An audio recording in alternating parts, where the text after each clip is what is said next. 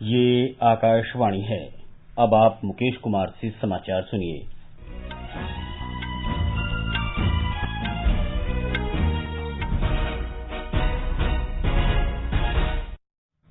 Covid मरीजों की संख्या बढ़ रही है। श्रोताओं से अपील है कि कोई भी कोताही न बरतें, सुरक्षा के सभी उपायों का पालन करें और 18 वर्ष से अधिक उम्र के सभी लोग निसंकोच टीका लगवाएं। 3 आसान उपायों का पालन करें और सुरक्षित रहें। मास्क पहनें, 2 गज दूरी है जरूरी, सुरक्षित दूरी बनाए रखें, हाथ और मुंह साफ रखें। और अब समाचार। पश्चिम बंगाल, असम, केरल, तमिलनाडु और केंद्र शासित प्रदेश पुद्दुचेरी विधानसभा चुनाव की मतगणना आज होगी। मतगणना आज सवेरे 8 बजे से शुरू होगी। इन राज्यों और केंद्र शासित प्रदेश में 27 मार्च से 29 अप्रैल के बीच विधानसभा चुनाव कराए गए थे। लोकसभा की 4 और विधानसभा की 12 सीटों के उपचुनाव के मतों की गिनती भी आज ही की जाएगी।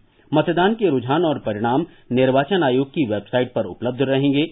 वोटर हेल्पलाइन मोबाइल ऐप के माध्यम से भी रुझान और परिणाम देखे जा सकते हैं।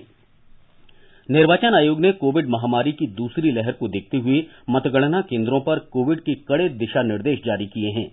राज्य चुनाव अधिकारी को कोविड दिशा निर्देशों को लागू करने के लिए नोडल अधिकारी नियुक्त किया गया है। आरटी-पीसीआर या रैपिड एंटीजन जांच के बिना किसी भी प्रत्याशी या एजेंट को मतगणना कक्ष में प्रवेश की अनुमति नहीं होगी। हालांकि कोविड टीके की दोनों खुराक लेने वाले लोगों को मतगणना कक्ष में जाने की अनुमति रहेगी। आयोग ने मतगणना केंद्र के बाहर लोगों के इकट्ठा होने पर प्रतिबंध लगा दिया है। निर्वाचन आयोग ने विजय जुलूसों पर पहले ही प्रतिबंध लगाया है। प्रमाण पत्र प्राप्त करने के लिए विजयी प्रत्याशी के साथ केवल 2 लोग ही जा सकते हैं। उत्तर प्रदेश में पंचायत चुनाव की मतगणना कोविड दिशा निर्देशों का कड़ाई के पालन के साथ आज सवेरे 8 बजे शुरू होगी। हर घंटे में चुनाव परिणाम घोषित किए जाएंगे। अंतिम परिणाम आने में 36 से 72 घंटे लग सकते हैं। राज्य निर्वाचन आयोग ने कहा है कि जीत के जुलूसों पर पूरी तरह प्रतिबंध रहेगा। सभी मतगणना केंद्रों पर चिकित्सा सहायता डेस्क होंगी और एक डॉक्टर दवाओं के साथ मौजूद रहेगा। जिन लोगों में बुखार, सर्दी या जुकाम जैसे कोविड के लक्षण दिखाई देंगे, उन्हें मतगणना केंद्रों पर नहीं जाने दिया जाएगा। मतगणना केंद्र में आने वाले हर व्यक्ति के तापमान की जांच की जाएगी। केंद्रों पर सैनिटाइजर, साबुन और पानी की व्यवस्था करने के निर्देश दिए गए हैं।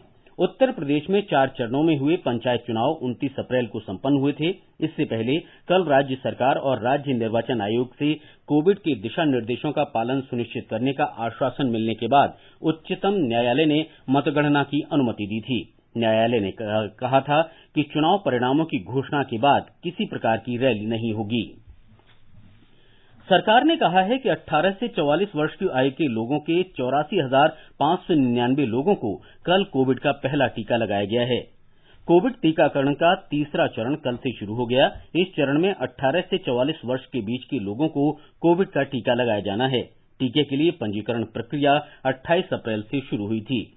केंद्रीय स्वास्थ्य मंत्रालय ने कहा है कि देश भर में टीकाकरण अभियान में 15 करोड़ 66 लाख से अधिक लोगों को टीके लगाए जा चुके हैं। इनमें 94,28,000 से अधिक वे स्वास्थ्य कर्मी शामिल हैं जिन्हें पहला टीका लगाया गया है और 62 लाख से ज्यादा स्वास्थ्य कर्मियों को दूसरी डोज दी जा चुकी है।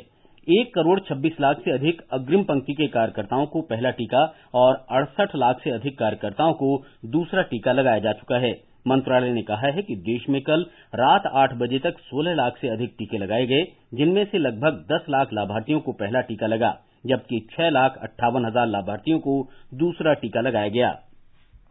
केंद्र सरकार ने राज्यों और केंद्र शासित प्रदेशों को स्वयंसेवी समूहों, गैर सरकारी संगठनों और सामाजिक संस्थाओं की सहायता से सहायता डेस्क की व्यवस्था करने की सलाह भी दी है। ये सहायता डेस्क अस्पतालों में भर्ती होने वाले मरीजों की सहायता और अस्पताल के कर्मचारियों और रोगियों के परिजनों के बीच समन्वय का काम कर सकते हैं। ये समाचार आकाशवाणी से प्रसारित किए जा रहे हैं। कोविड-19 से बचाव और सुरक्षित रहने के 3 उपाय। मास्क लगाएं, 2 गज दूरी है जरूरी, सुरक्षित दूरी रखें, हाथ और मुंह साफ रखें।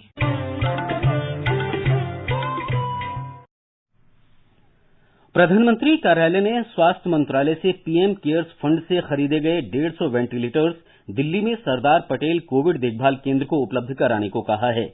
प्रधानमंत्री के सलाहकार भास्कर खुल्बे ने इस बारे में स्वास्थ्य मंत्रालय में संयुक्त सचिव मनदीप भंडारी को पत्र लिखा है। ये वेंटिलेटर तत्काल लगाने का भी अनुरोध किया गया है। भारत तिब्बत सीमा पुलिस बल के महानिदेशक एसएस देसवाल ने वेंटिलेटर्स के लिए अनुरोध किया था। 500 बिस्तर वाला सरदार पटेल कोविड देखभाल केंद्र आईटीबीपी संचालित कर रही है। रक्षा मंत्री राजनाथ सिंह ने दोहराया है कि सशस्त्र सेनाओं को नागरिक प्रशासन की हर संभव सहायता करनी चाहिए। उन्होंने रक्षा मंत्रालय और तीनों सेनाओं के अधिकारियों से कहा है कि विभिन्न उपायों की प्रगति पर नजर रखें।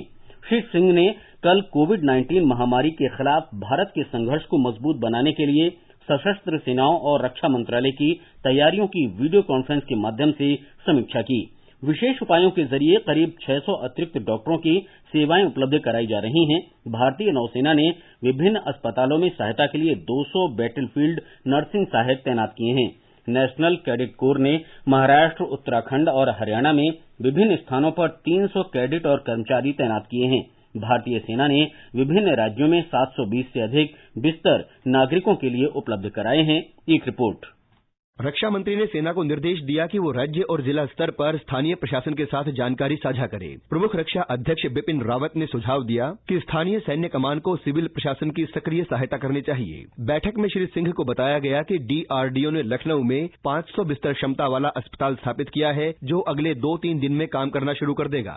रक्षा मंत्रालय के अंतर्गत सार्वजनिक क्षेत्र के प्रतिष्ठान 28 ऑक्सीजन प्लांट और अन्य चिकित्सा उपकरण खरीद रहे हैं। 40 करोड़ रुपए मूल्य की यह खरीद कॉरपोरेट सामाजिक दायित्व के अंतर्गत की जा रही है।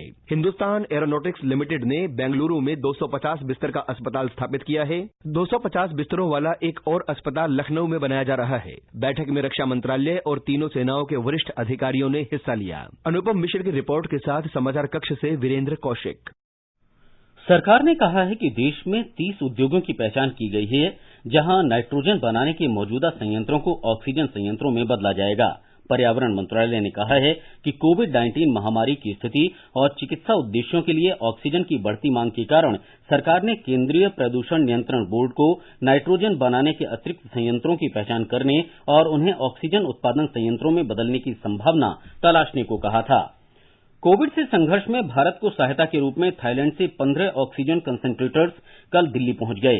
भारत ने आसियान देशों के अपने सहयोगियों की ऑक्सीजन कंसंट्रेटर्स की मदद का स्वागत किया है। मध्य प्रदेश सरकार ने राज्य में 6,10,000 से अधिक रेहड़ी पटरी वालों के खातों में प्रत्यक्ष लाभ अंतरण के अंतर्गत 61 करोड़ रुपए से अधिक की राशि भेजी है। इस बीच राज्य में एक दिन में 12,400 नए लोगों में कोविड संक्रमण की पुष्टि हुई है। मुख्यमंत्री शिवराज सिंह चौहान ने कहा कि सरकार कोविड महामारी के कारण शहरी पथ व्यवसायियों और गरीब वर्ग को होने वाली कठिनाइयों को दूर करने के लिए पूरी तरह से प्रतिबद्ध है। इस बीच कोरोना संक्रमण की दर लगातार कम हो रही है। राज्य कोरोना संक्रमण के मामले में देश में 14वें स्थान पर है। वहीं राज्य में कोरोना के सक्रिय मामलों की संख्या घटकर 90,796 हो गई है। राज्य की औसत पॉजिटिविटी दर घटकर 21.1% हो गई है। मुख्यमंत्री ने कहा कि राज्य को पर्याप्त मात्रा में ऑक्सीजन मिल रही है। पूजा अभिवर्धन, आकाशवाणी समाचार, भोपाल। राष्ट्रीय राजधानी दिल्ली में पिछले 24 घंटे के दौरान कुल 25,219 लोगों में कोरोना संक्रमण की पुष्टि हुई। इन्हें मिलाकर शहर में संक्रमित लोगों की संख्या 11,74,000 हो गई है। इस बीच दिल्ली के मुख्यमंत्री अरविंद केजरीवाल ने राष्ट्रीय राजधानी में लॉकडाउन को 1 सप्ताह और बढ़ाने की घोषणा की है। अभी भी कोरोना का कहर जारी है और कोरोना कम नहीं हो रहा, तो इसीलिए उसके मद्देनजर कई लोगों के भी, जनता के बीच में भी जब हम लोगों ने बात करने की कोशिश की, सबका मत यही है कि लॉकडाउन को भी और बढ़ाना चाहिए। तो लॉकडाउन को दिल्ली के अंदर 1 हफ्ते के लिए और बढ़ाया जा रहा है, अगले सोमवार को सुबह 5 बजे तक के लिए। अखिल भारतीय आयुर्विज्ञान संस्थान एम्स नई दिल्ली के निदेशक डॉक्टर रणदीप गुलेरिया ने इस बात पर बल दिया है कि कोरोना वायरस संक्रमण से प्रभावी ढंग से निपटने के लिए दवाओं के दुरुपयोग से बचना चाहिए। आईपीएल क्रिकेट में कल रात नई दिल्ली में मुंबई इंडियंस ने चेन्नई सुपर किंग्स को 4 विकेट से हरा दिया। चेन्नई सुपर किंग्स ने पहले बल्लेबाजी करते हुए निर्धारित 20 ओवर में 4 विकेट पर 218 रन बनाए। अंबाती रायडू ने 27 गेंद में नाबाद 72 रन और मोइन अली ने 36 गेंद में 58 रन की पारी खेली। जवाब में मुंबई इंडियंस ने 20 ओवर में 6 विकेट पर 219 रन बनाकर मैच जीत लिया। किरेन पोलार्ड ने 34 गेंद में 87 रन बनाए। इसके साथ ही ये समाचार बुलेटिन समाप्त हुआ।